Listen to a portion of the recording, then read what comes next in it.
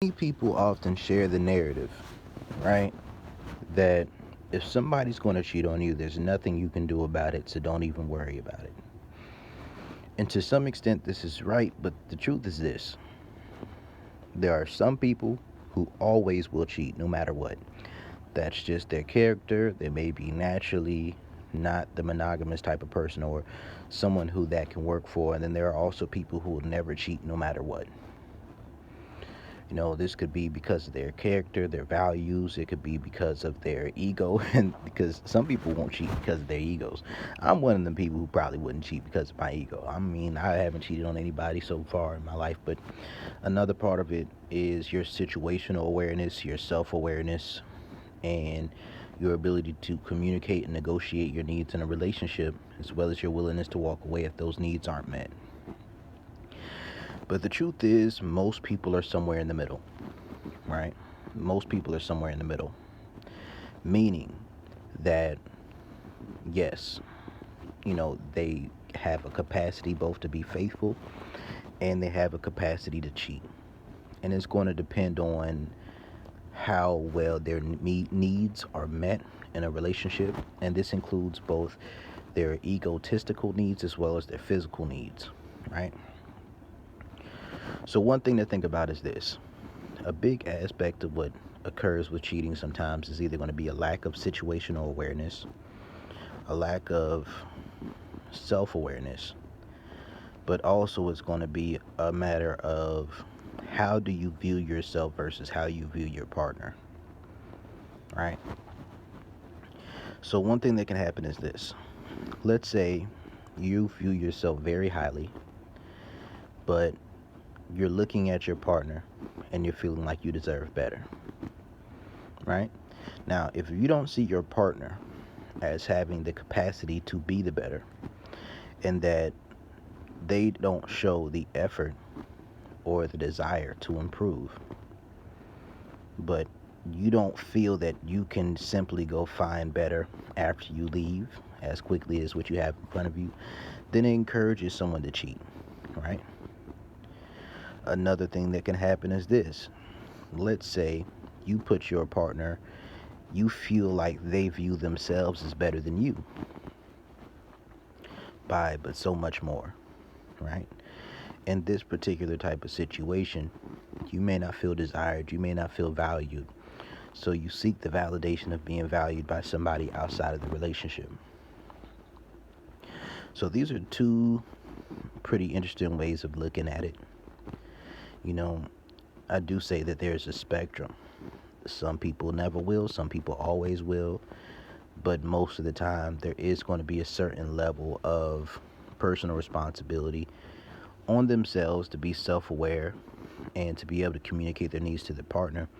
But another aspect is going to be how much their partner listens, how aware their partner is of situational awareness, and how well their partner meets their needs.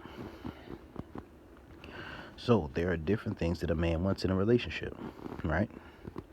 Now, there are some men who are going to cheat no matter what. That's just how they are. But a man who would prefer not to cheat, if his sexual needs are met, a reasonable amount, he feels desired, there's a peaceful environment, and he feels that his woman respects him, desires him, and values him, and he also is attracted to and values her,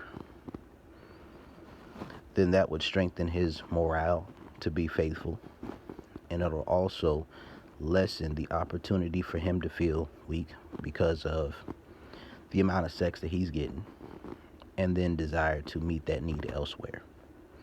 Like I said, some men, they will cheat no matter what. You can have sex with a man every day, he'll find a way to go cheat with somebody on the one day that you aren't, or just wipe up and go do it another time. But for most men, honestly, it don't work like that. I emphasize personal responsibility for everybody involved in a relationship.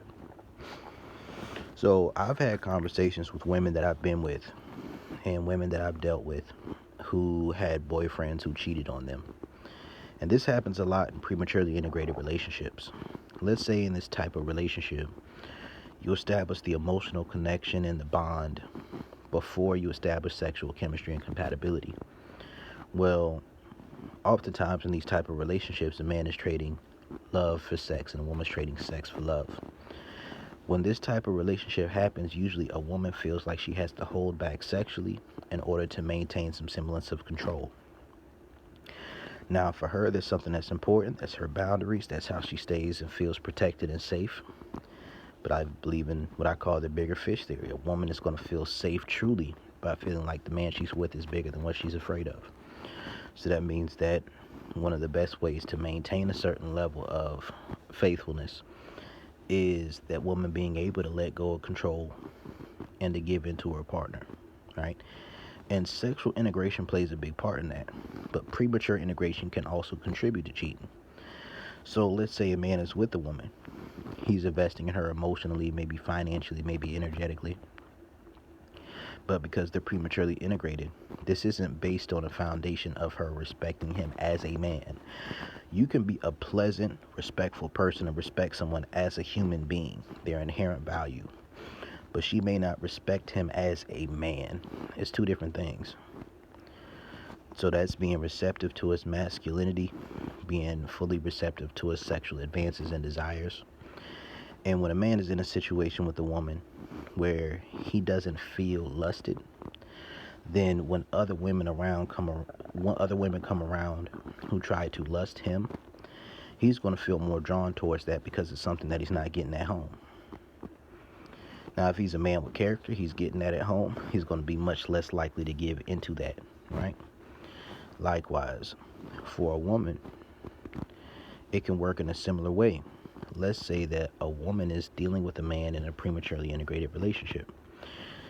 If she doesn't have experience with lusting a man, right, and having a sexual relationship that works on that type of level, then something that can occur is that she will eventually, when she's less sheltered, when she gets out more, she will encounter men that she is purely sexually attracted to, right? Now, if she hasn't tapped into that lust with her own man, then if she tries to use the same boundaries in that type of situation and has a lack of situational and self-awareness to her sexual attractions to the man, then she will allow herself to be in situations to where that desire, that closeness, those things will build up, and eventually she will find an excuse and an opportunity to act on those desires. Because what you got to think about is when you're prematurely integrated, you're looking for situations, you're looking for ways to avoid giving in sexually. But with a biology first approach, when it comes to having a high level of sexual attraction and lust and things like that, then often you're looking for excuses and plausible deniability to act on things that you desire to do already. And that's a completely different thing, right? So situational awareness plays a big part. If you don't have experience with that woman and her lust and her desire, then you may conclude that she isn't the type of woman who has that. You know, my personal belief is if you get to the point where a relationship is on the table, you have to be able to put that woman on game about situations that can turn sexual, right? Right? Now, some people say don't do that because it's going to come off insecure. If you have trust with somebody enough to where you actually want to be in a relationship with them, they should understand when somebody's trying to fuck them. Sometimes when you're prematurely integrated, a woman may not have a bunch of experience with that. You know, there are women who are attractive who may have more of a nice girl image and demeanor. And through this image and demeanor, they may have been able to avoid certain types of approaches, right? So they may not get approached sexually all that often by men. Or they may get approached directly sexually in contexts where they're able to turn it down because it's so far away. But sometimes those same women will look for plausible deniability, which means that they'll be around a guy who they have a capacity for sexual attraction to. And she may be alone with them and tell them before they come over, okay, I'm not trying to have sex. But if that man were to take the initiative and push those boundaries, she'll fuck that guy. Right? This is just some real shit. Likewise, as a man, like me personally, if I'm in a committed relationship, If I'm sexually attracted to a woman, I'm not having conversations with her unless it's about business. That's pretty much it, unless it's about business. Because I'm not trying to put myself in a situation to stir up my lust, to stir up my desire, to stir up temptation. You know, I talk about the Dom shit all the time. I do. But I believe a big part of masculinity is being able to be honest about your intentions and to be able to have your word. And your word means something. Your word should mean something. So if you're giving a woman your word about wanting to be in a committed relationship, then you should model or you should pattern your life in a way to where you're respecting that. But you should only be in that type of relationship if your needs are already adequately met to the point where you don't see the need to deal with other women. Another part of this is sexual integration. You should have a mindset that morphs and grows to where you become more attracted to, desire more, and love the woman that you're with the longer that you're with her. Your trust, your bond, the things that y'all experience over time should grow your attraction and your desire level for your partner with time. That's what sexual integration is about, right? You should be able to look at experiences you're having with your woman and say, okay, cool. If a new woman comes around, you know what? I've experienced this level of lust and attraction before. I'm not putting that much stock on how attractive a woman is. I feel desired at home. This woman, if I give her a couple of weeks or a couple months, she's probably going to show me the same shit that I'm already seeing, but she probably is worse in the ways that I don't like. And I can't see that right now because I just met her. So let me stick to watering my own grass. Instead of looking at the grass being green on the other side, how can I make my grass as green as I can on this side? Likewise, for women, is a big thing that works like that too. Like, I personally just don't believe in the idea of regularly communicating with people that you're sexually attracted to when you're in a committed relationship, unless there is a context in which that is professional. And you should be able to cut a conversation off if it gets sexual unless you understand the art of attention whoring. If you know how to allow someone to arouse your sexual desire and then take that sexual energy and that sexual desire back to your partner and share it with them and not share it with the person who's arousing it, then you may have a little bit more leeway on that. You get what I'm saying? But at the same time, you need to look at your interactions in life as something that, does this benefit my relationship or does it not benefit my relationship? Right? Because you could be in a relationship that's not committed. But if you're primary partners, if the time and energy that you spend with somebody is selfishly just centered towards yourself and something that doesn't actually help your relationship, then it hinders your relationship. Like, let's say I was talking about mono-poly relationships and dom-sub dynamics. Like, I remember there was times where I may have been in open situations, but I had a primary partner.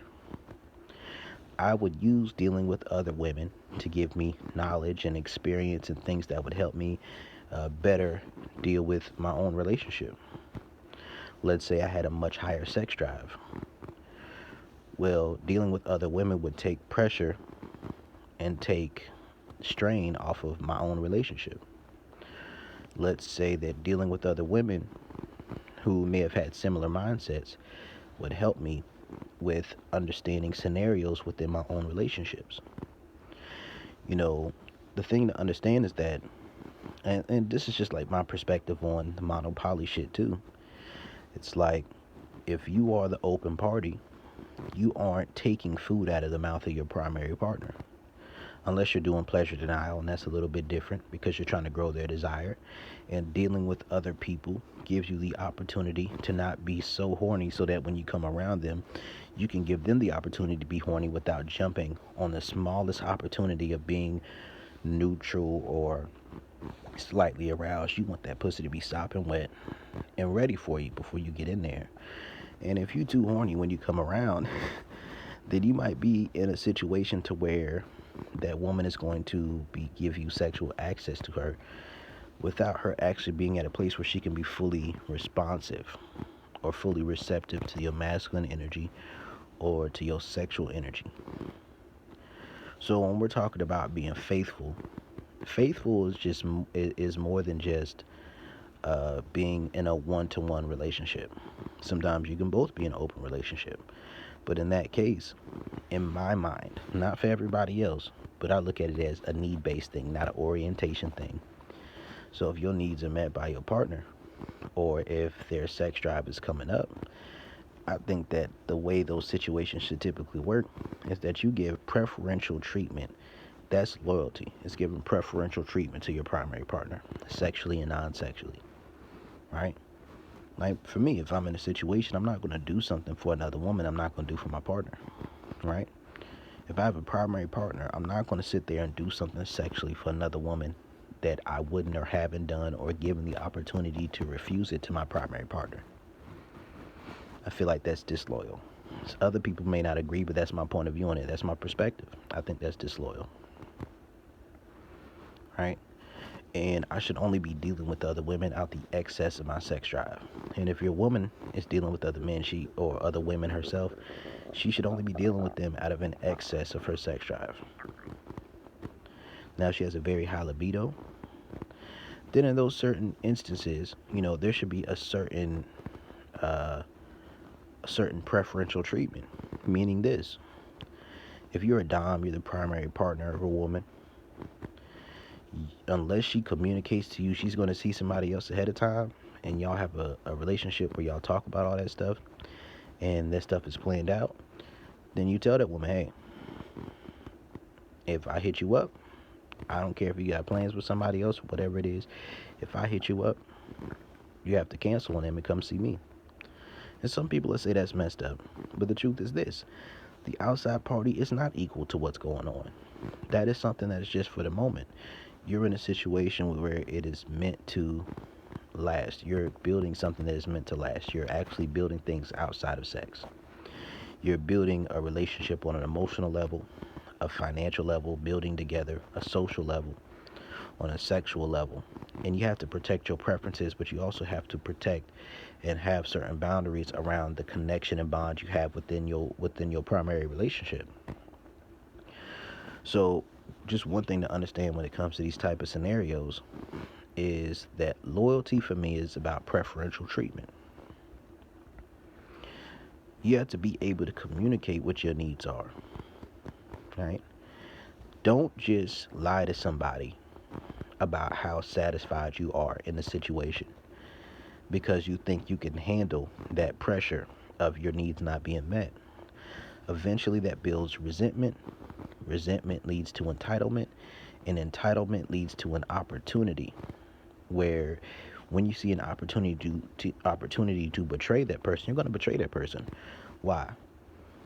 Because you feel like you betrayed yourself by being faithful to them when they weren't meeting your needs. You should communicate what your needs are. Instead of cheating, if you build up a resume of communicating what your needs are, then if they also build up a resume of communicating what their needs are, right? And they say that they're satisfied, but you're not, then you have a leg to stand on to where you dealing with other people would not be something that seems like it disconnects from the truth, or it makes it seem like you are being dishonest about how satisfied you are in the relationship. Like, okay, listen, I'm emotionally satisfied. I like where the relationship is going. I think we can build something here. But we aren't having sex as much as I'd like. That woman can then decide, okay, cool. You know what? I'm going to step it up. I'm going to step it up. I'm going to do better because I didn't realize this was important as it is. But when you try to convince a woman that you're 100% satisfied all the time, and then you try to come out the blue talking about, oh, I want to deal with somebody else, you're going to look crazy. Like, well, if you're so satisfied, why do you want to deal with other people? And that's the perspective you'd probably take to a woman who tries to convince you that she's 100% satisfied. If she says she wants to deal with other people, then you're going to look at it as cheating. So these are just some things to understand about being faithful. It's more of a spectrum. Some people never will. Some people always will. I think there are certain mental capacities and thought processes within each individual person, as well as their needs, to where some people have a lower sex drive or a lower desire or capacity for variety, or a lower ability to compartmentalize their emotions when they're dealing with multiple people, or they just have a very strong moral values and values that cause them to not feel comfortable sleeping with other people when they're in a relationship. Those are going to be people who are less likely to cheat. But if they repress their desires too much, then they may find an occasion where they tap into their shadow and they may do it, right? But then there are also some people who just like a lot of variety, right? They have a very high sex drive. They don't have a lot of standards about what it comes to who they're going to fuck with. Some people are just that way. Some people don't know how to communicate their emotions, and they don't know how to say what they feel or communicate their needs. So they will begin to grow resentment for their needs not being met, and then eventually feel entitled to stepping out. Because if they can't communicate their needs in the relationship, they probably won't be willing to communicate when something is on the precipice of them being willing to leave, or if somebody's coming around who is enticing them in a certain way. Those are real conversations that should be had in a relationship. These are just some things to think about. So Brody, I'm out.